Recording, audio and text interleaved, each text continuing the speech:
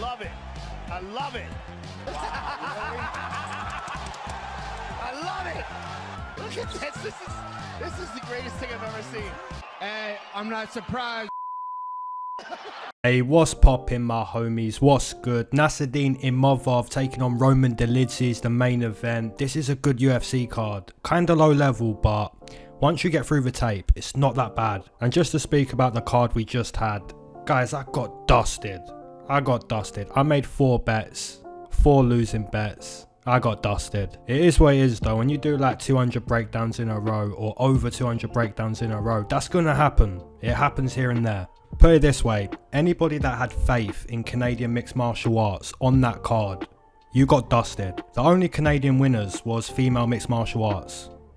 You know, that kind of says it all. Even Mike Malott, if you had a bet on Mike Malott, I feel bad for you. I feel bad because the fight's done. The fight's in the bag. But Neil Magny says, listen, I've not lost 2 fights in a row for over 10 years. I've got a minute left. You're tired. I'm gonna dust ya. One of those events where I just got dusted. It did start well. I had Jimmy Flick as my first pick. And I said they'd find an opportunistic submission. And that's exactly what he did.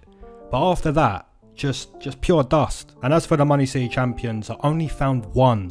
Just one. But yeah, let's do it. Let's go again. Let's go. Alright guys, first matchup on the card, we've got Thomas Petersen taking on Jamal Pogues, and this is a really low level matchup. So Petersen and Jamal Pogues both got contracts to the UFC by way of the contender, so really this matchup's all about seeing who's the better contender series signing. Is it going to be Petersen or Jamal Pogues? And guys, if we look at the skill set of Thomas Petersen, he's primarily a wrestler, he's a grappler. So he's going to look to take Jamal Pogues to the mat.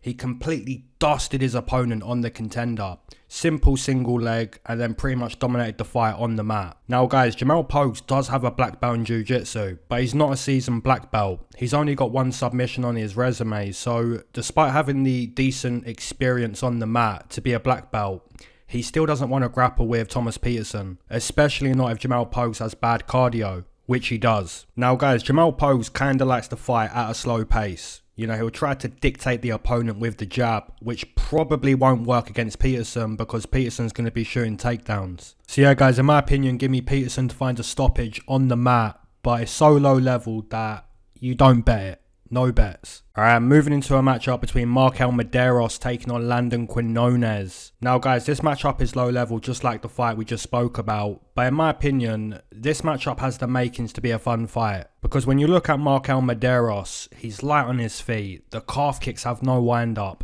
The strikes are crispy and unpredictable. I mean, look at the step-in knee he dusted the opponent with on the contender. That step-in knee was pure money. It was on the button. The timing was perfect. The unpredictability was perfect. I'm kind of excited to see Mederos. However, his opponent, Landon Quinones, he's pretty tough. He's pretty experienced. It's not an easy matchup. When we look at Landon Quinones, it's fair to say that he gave a solid account of himself against Nasrat Haqparast. You know, if you go back and watch that fight, you'll notice that Quinones always uses a high guard defense. And you'll notice he's always covering up when Nasrat throws his strikes. And here's the thing about covering up. It's a good thing because defense is better than no defense, right? But when you always cover up like that, you're not countering. You know, you're not looking to punish the opponent. And the opponent kind of realizes as you're doing that, every time I throw, he just covers up. He's not trying to make me miss. He's not trying to counter. He's not trying to capitalize. Now against someone like Mederos, who's light on their feet, unpredictable, fast. If you show that type of fighter that they're in control, they kind of gain more confidence. You know, they kind of dictate the dance even more. And I kind of think that's what we are going to see with Mederos. So give me Mederos to be just too fast, too unpredictable, and too much in control for Landon Quinones. Alright, moving into a matchup between Julija Stoliarenko taking on Luana Carolina. And guys, good luck to anyone that's going to bet this fight. Like, really good luck. And I actually bet Carolina at like plus 200 in her last matchup. She got the job done. I tried to bet against Stoliarenko when she fought Molly McCann and I got dusted. For me personally though, I'm not going to be participating in any bets with this matchup. You've got a pretty dangerous armbar specialist in Stoliarenko, but when you look at her overall skill set, what more is there to be impressed with? Like, she's not a good boxer. Her defense isn't good. Her cardio is pretty bad. She's a one-dimensional fighter that's looking for an armbar. Now guys, on the flip side, you've got Luana Carolina, who also isn't that good. Like, her strikes look slow motion at times, and that kind of tells me there's not a whole lot of power in the technique. And guys, one of the best ways to make the technique powerful is to put speed into the technique. And we've already spoken about that a couple times this year. But yeah, I don't see violent intentions in the techniques of Luana Carolina. Guys, gun to the head. You put the gun to the dome, the AK-47 with the red dot. Give me the one-dimensional armbar specialist. Will I bet this matchup? Absolutely not. But the prediction is going to be Julija Stoliarenko to get a round 1 submission, get Luana Carolina to the mat, wrap up an arm, and that's the pick. Moving into a matchup between Blake Bilder taking on Jeong Lee. I might have butchered that name, I probably did. Now there's quite a few things I want to mention in this breakdown. So let's start with Blake Bilder. So Blake is a black belt in jiu-jitsu, right? He's good at taking the back, making you defend your neck. He's a good grappler. He's also pretty difficult to compete with on the feet. And one of the main reasons as to why that is, his lateral movement doesn't stop.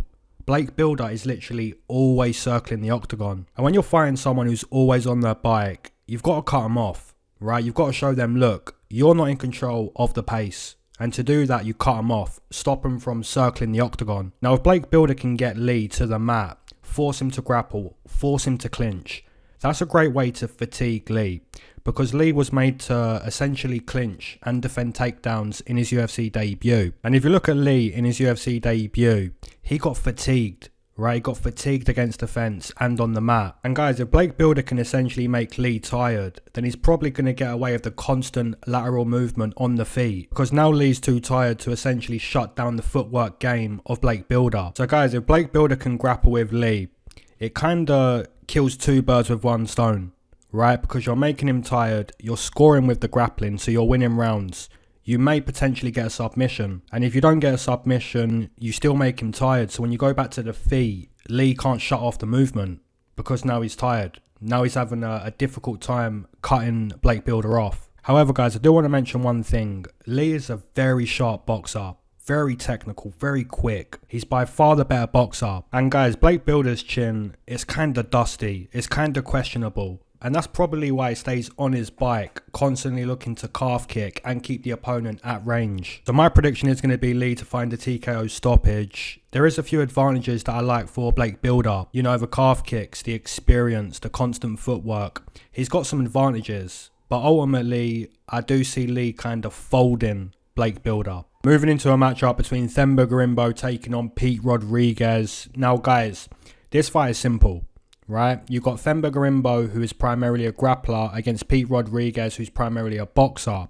So you've got grappling versus boxing. Now obviously in a mixed martial arts fight, the ability to take the fight to the mat is arguably one of the most important abilities you could have. However, if you have a grappling advantage and you don't use your grappling, you've essentially made what could have been an easy matchup a difficult fight. So guys, Themba Gorimbo has to get Pete Rodriguez to the mat. Get him to the mat, lock up a submission, dominate the fight, cash a check, fight done. Now if Gorimbo doesn't get Pete Rodriguez to the mat, look for Pete Rodriguez to absolutely dust Gorimbo in the boxing. Look for Pete Rodriguez to throw fight-ending combinations, and if they don't end the fight, they're still going to be damaging, and the aim of the game is to cause damage, and those combinations are going to cause damage. Now guys, for anyone that agrees with the fight breakdown, essentially you're agreeing with the fight's decided based on where it takes place. If the fight stays on the feet, the underdog, the boxer, he's going to look good. If the fight goes to the mat, Themba Gorimbo is going to dominate. For me personally, give me the underdog. Give me Pete Rodriguez. Moving into a matchup between Charles Johnson taking on Azat Maksum. Now this is good matchmaking, but in my opinion, Charles Johnson's not that good. Like, he's really not that good. You look at his fight against Salgasumagulov, definitely didn't win. He got given a robbery win, but didn't win that fight. Now against Cody Durden, got ragdolled.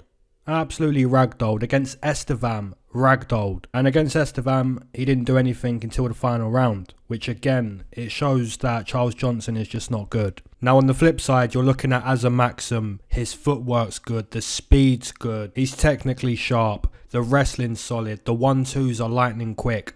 Azat Maksum, in my opinion, is way closer to UFC caliber. And for those reasons, I'm going to side with Azat Maksum to outclass Charles Johnson. And if Charles Johnson doesn't win the fight, he potentially gets cut from the UFC. And in my opinion, he should be cut. So give me Azat Maksum to get Charles Johnson cut. The pick is Azat Maksum. Moving into a matchup between Molly McCann taking on Diana Belbita, and for some reason we're getting a rematch. Now Molly McCann got absolutely dusted in her last fight against Stoliarenko, but the positive here would be she's not fighting Stoliarenko. She's fighting Diana Belbita, a Romanian Canadian who's essentially got pillow hands. There's no power to what Diana Belbita's doing. If you look at her first fight, she was beaten by the power of Molly McCann. She did have more output than Molly, but every time Molly was able to connect, you could see there was more impact. And of course, having a greater impact does cause greater damage. So guys, Belbita's going to rack up the numbers. She's going to find the calf kick, the jab, the 1-2. She's going to find the combinations non-stop. But will she cause damage with those combinations? Probably not. But yeah, in my opinion, if I was in the corner of Molly McCann, I'd just be like, listen, find a well-timed level change and just smash this girl on the mat. Don't even give Belbita the chance to overwhelm you with her pillow fists, right? Just take Belbita to the mat, ground and pound city, get smash city. But yeah, this should be a bounce back win for Molly, you know, against a fight she's already beaten. So give me Molly McCann to dust Belbita in the rematch. Now guys, I'm going to hit the lighter, but I'm not going to be smoking personally on this one. Going to be taking a little bit of a tolerance break, but I'll still hit the lighter for anyone that's going to spark up. Now guys, just to speak about the pay-per-view in a little bit more depth. Good performances, you know, Jasmine Jasdavicius, domination. Guys, how does that fight not get stopped? How does that fight... Oh my goodness. Zombie got dusted. Zombie had years taken off her life. And, you know, that's also been the case previously. Zombie's taken a lot of damage, but that was insane. Now Sam Petersen, credit to Sam Petersen, man, dusted Johan Lanus. Now the matchup between Tavares and City, that was a banger, real banger. The split probably should have gone to City. Like, I scored that for City. I did pick Tavares to win, but yeah, City, he worked his way back into the fight. Tavares had a good opening round. And by good opening round, I mean he dropped him late in round 1 and stole the first round. And in the second round, he was also doing nice work. But City worked his way back into that round. Took over. I think City kind of got robbed. But good fight. Now, Sean Woodson and Charles Jourdain. Guys, that's not a split. That is not a split. That's pure domination for Sean Woodson. That's not a split. And guys, by the way, with Bruce Buffer, if you listen out for Charles Jourdain's name, you actually hear that. You hear Char.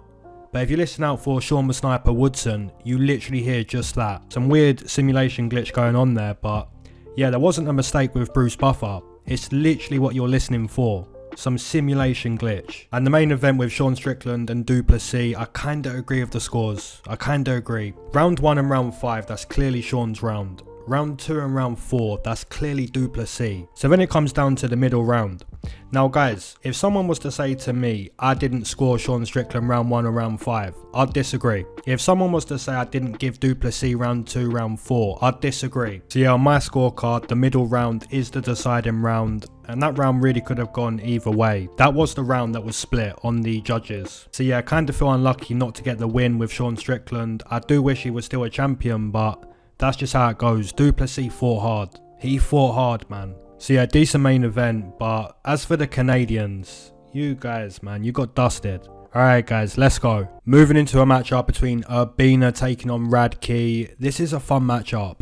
Decent matchup. Now both Radtke and Urbina have decent grappling. They're coming off solid wins in their last matchups, right? Radtke dominated Blood Diamond, essentially in the grappling. Like most of that domination was in the grappling, but there was times where Radtke was just smacking around Blood Diamond on the feet. You know, Blood Diamond was wobbling around like a newborn baby giraffe. So his boxing isn't bad. Radtke's boxing is pretty good. It's serviceable.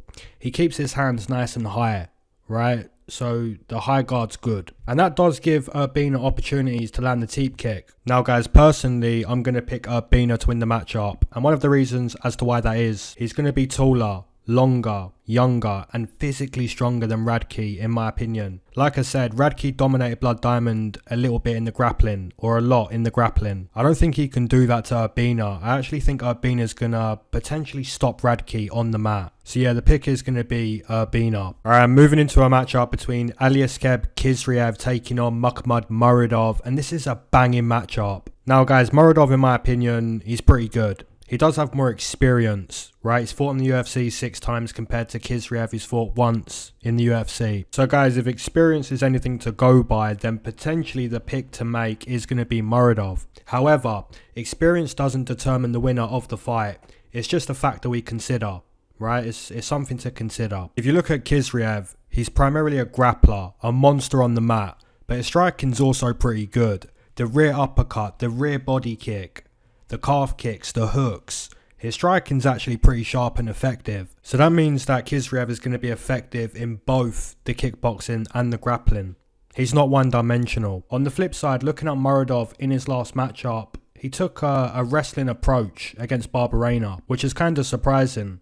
Right, seeing as Muradov mainly gets beaten by the wrestling. It's almost like the UFC purposely made this matchup to ask Muradov the question, you're a wrestler now? Okay, let's see you do that against Khizriev. Now guys, not only do I think Khizriev can get takedowns and dominate this fight on the mat, I actually think he can have plenty of good moments on the feet against Muradov. So yeah, I'm going to make a strong prediction that Khizriev does win the matchup, potentially finds a stoppage on the mat. Moving into a matchup between Viviane Araujo taking on Natalia Silva. Now guys, good matchmaking. Good matchmaking, by my opinion, an easy prediction to make. It's an easy prediction for a couple of reasons. Now the first reason is the cardio of Viviane is really bad. And the second reason is the striking ability and speed of Natalia Silva is just outstanding. So the prediction for me is going to be Natalia Silva to win the fight. She's an excellent kickboxer. Her footwork is phenomenal. The speed is unbelievable. You know, Natalia Silva can deliver head kicks at lightning quick speed. And the hooks of Natalia Silva, they're fight enders. In my opinion, Natalia Silva is a real problem. Now, I did cash Vivi as an underdog against Jennifer Maia, but in my opinion, Maia's slow. She's got plodding footwork and she's primarily a boxer. So the fight was stylistically good for Vivi. But this time round, she's competing against somebody that's really, really good. And guys, in my opinion, Natalia Silva would expose the bad cardio of Vivi. So the prediction is going to be Natalia Silva. I think she continues her impressive work, specifically outside of round 1. Vivi's going to slow down, and that's really where Natalia Silva is going to be zapping up head kicks, hitting her with the hooks. And it's going to be difficult for Vivi to find the target as she slows down, especially against Natalia Silva. So the prediction is going to be Natalia Silva. Now moving into a matchup between Randy Brown taking on Muslim Salikhov. Now guys, Randy Brown does have the height and reach, as he normally does. He also has the boxing advantage, the output advantage, and the cardio. He's also got better jiu-jitsu, even though both fighters are primarily strikers. Now Randy Brown really should beat a 40-year-old Muslim Salikhov. The only way that Salikhov really could beat Randy Brown, in my opinion, is KO or bust. Because if you look at Muslim Salikhov, his cardio turns to dust outside of round 1. And that's mainly down to the fact that he's like 40 years old. The king of Kung Fu is a deadly striker from a technical perspective. But obviously fighting is a young man's game, and that's essentially why you see Muslim Salikhov fade outside the first round. Now Randy Brown is a little bit chinny, so although he's got a few advantages, if his chin gets hit clean, there is a chance he turns to dust. Guys, in my opinion, Randy Brown has delivered some nice work over the last like 2 or 3 years. And I'd kind of expect him to outwork Muslim Salikhov specifically outside of round 1. So give me Randy Brown to essentially dust Muslim Salikhov as Muslim Salikhov starts to show his age outside of round 1. Moving into the co-main event, we've got Renato Moicano taking on Drew Dober. Absolute banger. Now Moicano is a fan favourite at the moment, and that's because he's just like all of us. Moicano wants money. Let's go. Here's the thing though guys, if Moicano's going to secure himself that second check, more than likely he's got to force Drew Dober into the world of BJJ. Moicano has 0 TKO stoppages, literally not 1 KO stoppage, and that's because he's a jiu-jitsu player, elite level grappling. So look for Moicano to essentially bring Drew Dober to the mat. On the flip side, you've got Drew Dober, a guy with a granite chin, a chin that cannot be cracked, it cannot be broken, until Matt Frevola steamrolled him, dusted, which was a massive shock, right? But we knew Matt Frevola could throw missiles. But to see Frevola drop Drew Dober, just super shocking. And it kind of shows us that over time, the unbreakable chin does indeed become breakable. Now guys, although Drew Dober's starting to fade, the chin, like the durability of the chin is starting to fade. Although that's the case, if you're betting on Moicano, you still have to bet on Moicano to get the takedown and bring Drew Dober into the world of BJJ. Because, like I said, Moicano has 0 TKO stoppages. So although Drew Dober's durability is starting to fade, you wouldn't expect Moicano to really show us that. So really, if you're betting on Moicano, you do need a takedown, in my opinion. You need some jiu-jitsu. You're betting on jiu-jitsu if you bet on Moicano. Gun to the head. Give me Drew Dober. Give me Drew Dober to keep the matchup on the feet and to essentially dust Moicano. I'm team Drew Dober, but obviously Moicano is in really good form, so if he proves me wrong, I wouldn't be shocked. Moving into the main event, we've got Roman Dolidze taking on Nassourdine Imavov, a fire main event. So let's start with Roman Dolidze. Now Roman Dolidze is a physical monster, elite level jiu-jitsu. His knockout power on the feet's there to see, but the real weapon of Roman Dolidze, in my opinion, is the ground game. It's his jiu-jitsu. Now one thing about Roman Dolidze that's not good is his cardio. His cardio's kinda dusty, and that's probably because he's built like a tank. He's naturally built like a tank. Now guys, Roman Dolidze is a fighter that fatigues, and when you fatigue, it is going to be easier to compete against you as you become stationary and predictable. One fighter that doesn't get easier to compete against when they fatigue is Du Plessis. Even though that guy gets tired, oh my god, he's so dangerous still. But Roman Dolidze's not like that. Now on the flip side, you've got a sniper, a technical striking sniper in Nassourdine Imavov. Extremely light on his feet, loves to control the range, and typically when you control the range, you also control the pace of the fight. And guys, most strikers that are really technical, they're kind of playing the striking game from a chess match. You know, everything they're doing is really strategic. And you do see that in the game of Nassourdine Imavov. Against Roman Dolidze, I'd kind of expect Nassourdine to do really well on the feet. Now guys, some people are going to say, well, the cardio of Roman's not good, but also the cardio of Nassourdine is not good. And in my opinion, Nassourdine's cardio is not bad. You know, against Buckley, you're fighting a madman. Buckley's moving mad, right? You got to be on point. If you're not on point against Buckley, you're going to go to sleep. So I can kind of see how Nassourdine was made to use a lot of energy against Buckley. And against Sean Strickland, that's a non-stop pressure boxer. So 2 times that Nassourdine got tired, but reanalyzing those fights, you can kind of see why Nassourdine got tired. Now guys, Roman Dolidze on the flip side, in my opinion, he gets tired for different reasons. And I think the main reason as to why Roman Dolidze does fatigue is he's naturally built like a tank. Now guys, there's a couple ways that Roman Dolidze wins this fight, or at least wins rounds.